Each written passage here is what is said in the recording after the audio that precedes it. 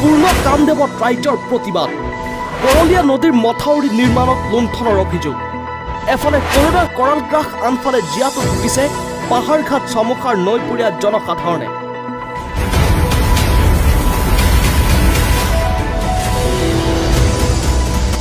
নলবাৰী আৰু কামৰূপৰ সীমামূৰীয়া পাহাৰঘাটৰ মাজেৰে অতিক্ৰম কৰা বৰলীয়া নৈৰ মথাউৰি নিৰ্মাণ কাৰ্যত সংঘটিত হৈছে ব্যাপক দুৰ্নীতি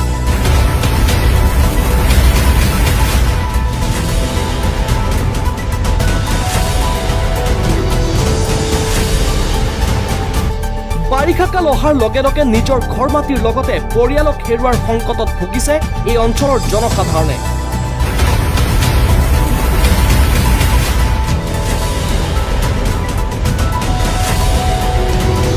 মঙ্গলদৈ লোকসভা সমষ্টিৰ সাংসদ তথা বিজেপিৰ ৰাষ্ট্ৰীয় সম্পাদক দিলীপ শইকীয়াৰ জন্মগাঁৱত হৈছে এই ঘটনা নৱনিৰ্মিত মথাউৰিটোৰ নিম্নমানৰ কাম কৰাত মথাউৰিটোৰ প্ৰায় অংশ গৰাখহনীয়াৰ নিচিনাকৈ খহি যোৱাত এজাক বৰষুণতে যাতায়াত ব্যৱস্থা বন্ধ হৈ পৰিছে পূৰ্ণ কামদেৱ গাঁৱৰ পূব পাৰৰ লোকসকলৰ লগতে পাহাৰঘাট চমুখা অঞ্চলৰ ৰাইজৰ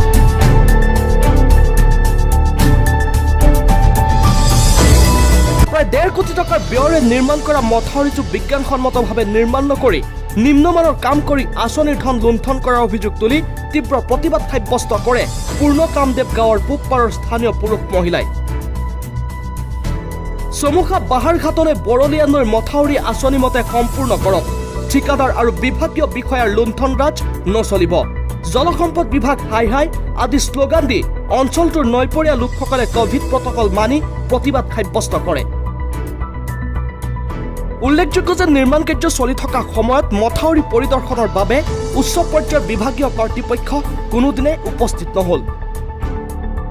এতিয়া সেই অঞ্চলৰ সচেতন মহলে প্ৰশ্ন তুলিছে যে কৰোনাৰ এই কৰাল গ্ৰাসত সেই অঞ্চলত এম্বুলেন্স সেৱাকে আদি কৰি জৰুৰীকালীন কোনো সেৱাৰ কোনো লোক বা গাড়ী তাত যাতায়াতৰ বাবে উপস্থিত হ'ব পৰা অৱস্থাত নাই যদি কোনো লোকৰ কৰোনা বা আন ৰোগত আক্ৰান্ত হৈ চিকিৎসালয়লৈ যাব নোৱাৰে তাৰ বাবে দায়ী কোন হ'ব স্থানীয় লোকসকলে জলসম্পদ মন্ত্ৰীগৰাকীৰ লগতে ৰাষ্ট্ৰীয় সম্পাদক তথা সাংসদ দিলীপ শইকীয়াক নিজৰ জন্মস্থানত বৰলীয়া নদীৰ পূবপাৰে চমুখাৰ পৰা বাহাৰঘাট আৰু দৈচুপৰালৈ 1.50 কোটি টকা ব্যয়েৰে নিৰ্মাণ কৰা মথাউৰিটো পৰিভ্ৰমণ কৰি তদন্ত কৰাৰ লগতে আঁচনিখনৰ মতে বিজ্ঞানসন্মতভাৱে মথাউৰিটোৰ কাম সম্পূৰ্ণভাৱে কৰিবলৈ দাবী জনায় প্ৰতিবাদ কৰিছো আৰু আমাক ঠিকাদাৰে সব গছবিলাক গোটেই চাইডে গোটেই কাটিছে জাগা ললে কাটা নাই জাগা ললে কাটিছে যিবিলাক মানুহৰ গছ কাটা নাই মূল্যবান গছটো আমাৰো কাটিছে কিছুমানৰ কাটিছে যিবিলাক মানুহৰ গছ কাটা নাই কি ঠিকাদাৰে কি সেইবিলাকৰ তাৰ পৰা কি কমিশ্যন লৈছে নেকি কাটিলে সকলোৰে কাটিব লাগে নালাগে নাকাটিলে কাৰো কাটিব নাই ইমান আজি যেটো প্ৰতিবাদ কৰিলে আপোনালোকে হেতু আমাক ৰাস্তাটো লাগে ৰাস্তাৰ কাৰণে প্ৰতিবাদ কৰিছো আৰু আমাক অতি সোনকালে চৰকাৰক বিনম্ৰ অনুৰোধ জনাইছো সোনকালে যাতে আমাক মাথাউৰিটো বনাই দিয়ে ৰাস্তাটো বনাই দিয়ে আমাৰ এতিয়া ধৰক বানপানী আহিব বেমাৰ চলি আছে আমি কি কৰিম গতিকে তেখেতসকলে নিজে জানি বুজি এটোই আমাৰ বিনম্ৰ অনুৰোধ সকলো ৰাইজৰে আমাক ৰাস্তাটো বনাই দিব লাগে অতি সোনকালে মাথাউৰি পুনৰ নিৰ্মাণ এটো প্ৰায় 1.5 কোটি টকাৰ স্কিম ধৰা বুলি গম পাইছো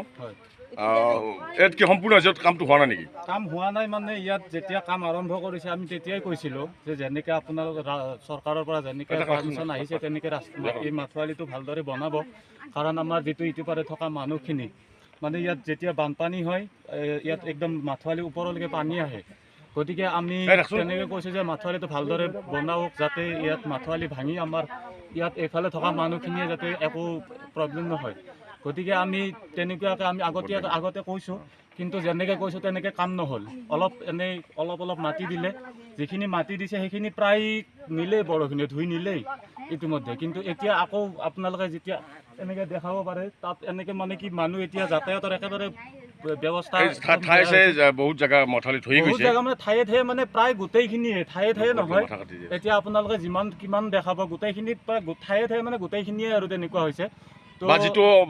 হিচাপত বহল হ'ব লাগিছিল সেইটো হোৱা নাই বহলটো নাই এইটো একোৱে হোৱা নাই বহলো হোৱা নাই আৰু হাইটটো হোৱা নাই হাইটটো আপোনাৰ 3 ফুট আছিলে কিন্তু এতিয়া ইয়াত 1 ফুট মাটিও পৰা নাই আপুনি যদি চাই এতিয়া খান্দি চাব পাৰে 1 ফুট মাটিও ইয়াত পৰা নাই গতিকে আমি যেটো ঠিকাদাৰে ইয়াত কাম কৰিছে তেখেতক আমি কৈছোঁ আগতো কৈছোঁ আৰু এতিয়াতো দেখাই নাই তো এতিয়া কম ইয়াততো বিভাগীয় বিষয়াসকল আহি ইয়াতে কিবা এটা ডিছকাছ হোৱা বুলি কৈছিলে। নাই সেইবিলাক আমি ইয়াৰ গোটেইকেইজন আমি স্থানীয় বাসিন্দা ইয়াৰ, কিন্তু ইয়াত কোনেও তেনেকুৱা দেখা নাই, কোনোবা আহিছে নেকি নে অহা নাই, এইবিলাক একো আমি দেখা নাই। যাতায়াতৰ ক্ষেত্ৰতো অসুবিধা হৈছে। যাতায়াতৰ ক্ষেত্ৰতো একেবাৰে অসুবিধা হৈছে, মানুহ খোজকাঢ়িও যাব নোৱাৰা পৰিৱেশ এতিয়া। এইটোতো ধৰক এইটো ভঁৰাল তোলাৰ পৰাই ডাইৰেক্ট চমুখা ৰঙিয়া যাব পাৰি। এইটো হয়, ৰঙিয়ালৈকে এইটো মাথোৱাৰী, এইফালে বাহাৰঘাটৰ পৰা বাহাৰঘাট এইফালে ভঁৰাল তোলা এনেকৈ ৰঙিয়ালৈকে যাব পাৰি, কিন্তু এতিয়াতো যাব পৰা একেবাৰে বেয়া পৰিৱেশ, শোচনীয় পৰিৱেশ হৈছে। এই অঞ্চলৰে মোমাইতোলাৰ ওচৰৰে আপোনাৰ পূৰ্ণ কামদেৱ ওচৰতে ঘৰ আপোনাৰ, বা আপোনালোকৰ ওচৰৰে এই মাথাউৰিটো বনাই আছে। এই ক্ষেত্ৰত যিটো আজি অসুবিধা হৈছে ৰাইজৰ, আজি ইয়াতে পূৰ্ণ কামদেৱ গাঁৱৰ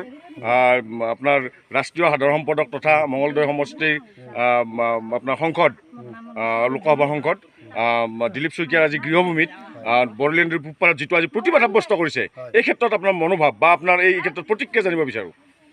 প্ৰতিক্ৰিয়া বুলি ক'বলৈ মানে এইটোৱে কথা যে দিলীপ শইকীয়া ডাঙৰীয়া আমাৰ গাঁৱৰে, আমাৰ এই স্থানীয়, গতিকে দিলীপ শইকীয়া ডাঙৰীয়াক আমি স্থানীয় ৰাইজে আমাৰ এই মথাউৰিটো পূৰ্বতে যিটো অৱস্থাত আছিল ৩-৪ জেগাত ভাঙো অৱস্থা হৈ আছিল, আমি দিলীপ শইকীয়া ডাঙৰীয়াক আমি জনোৱাত দিলীপ শইকীয়া ডাঙৰীয়াই ততাতৈয়াকৈ আমাক এই মথাউৰিটো নিৰ্মাণ কৰাৰ কাৰণে ১.৫ কোটি টকা আবণ্টন দিছিল। আৰু এই ১.৫ কোটি টকা কম পইচা নহয়, চমুখাৰ পৰা দৈচপৰালৈকে এইখিনি ঠাই নিৰ্মাণ কৰাৰ কাৰণে দিছিল। আৰু ইষ্টিমেট মতে ঠিকাদাৰে যি ধৰণে কাম কৰিব লাগিছিল সেই ধৰণে ঠিকাদাৰে কাম কৰা পৰিলক্ষিত হোৱা নাই। আৰু আমি আচলতে লজ্জা অনুভৱ কৰিছোঁ যে যিবিলাক মানে কৰ্মচাৰী এই মথাউৰিটোত মানে নিয়োগ হৈ আছে, তেখেতসকলক সুধিলে তেখেতসকলে মানে আগতীয়াকৈ ক'ব বিচাৰে যে ঠিকাদাৰে অমুক দিনা কৰিব কাম, অমুক দিনা কৰিব। আজি 6 মাহ আগৰ পৰা কাম আৰম্ভ কৰিলে, এতিয়া বাৰিষা সময় আহিলে মথাউৰিটো কোনপিনে ভাঙি যায় কোনো ঠিক নাই। এতিয়া 2-3 জাক বৰষুণ দিওঁতে মথাউৰিটোৰ যিটো অৱস্থা হ'ল, ৰেইনকাটবিলাক হ'ল, মানে এই ৰেইনকাটবিলাক ভয়ানক ৰেইনকাট হ'ল। গতিকে মই বিভাগীয় কৰ্তৃপক্ষক অৱগত কৰিব বিচাৰিছোঁ আৰু আমাৰ স্থানীয় সাংসদ ডাঙৰীয়াকো আমাৰ এই নিউজ চেনেলৰ দ্বাৰা আমি অৱগত কৰিব বিচাৰিছোঁ যে অতি সোনকালে আমাৰ এই যিটো মথাউৰি বৰলীয়া মথাউৰি, এই বৰলীয়া মথাউৰিটো চমুখৰ পৰা দৈচপৰালৈকে এই মথাউৰিখিনি তেখেতে নিজে সাংসদ হিচাপে এদিন আহি পৰিদৰ্শন কৰক আৰু ঠিকাদাৰক ইয়াত মাতি আনি যথোচিতভাৱে ততাতৈয়াকৈ এই বানপানীৰ আগতে কামখিনি সম্পূৰ্ণ কৰিবলৈ মই অনুৰোধ জনাইছোঁ। ধন্যবাদ। News desk report, any news 24।